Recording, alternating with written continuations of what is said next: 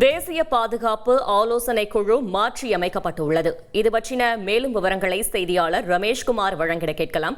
ரமேஷ்குமார், வணக்கம். என்னென்ன மாற்றங்கள் செய்யப்பட்டிருக்கிறது? முழு தகவல்களை சொல்லுங்க.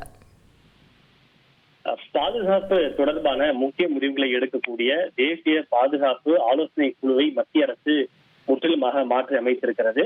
இந்த ஆலோசனை குழுவினுடைய தலைவராக முன்னாள் உளவுத்துறையினுடைய தலைவர் அலோக் ஜோஷி இதனுடைய தலைவராக நியமிக்கப்பட்டிருக்கிறார். மேலும் இந்த குழுவில் மொத்தம் 7 உறுப்பினர்கள்.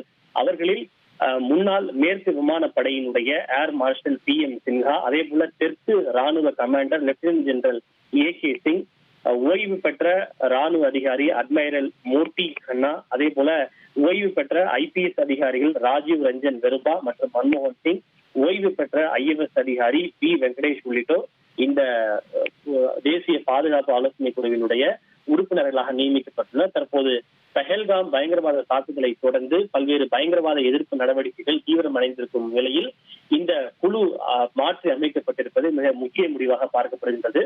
நாடு முழுவதும் மத்திய அரசு பல முகமை மையங்களையும் துணை முகமை மையங்களையும் நிறுவி இருக்கிறது.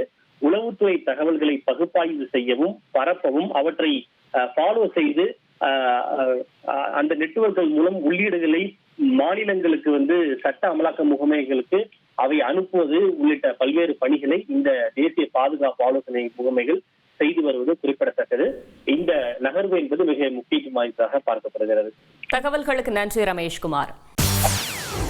செய்திகளை உடனுக்குடன் தெரிந்து கொள்ள உடனே சப்ஸ்கிரைப் பண்ணுங்க.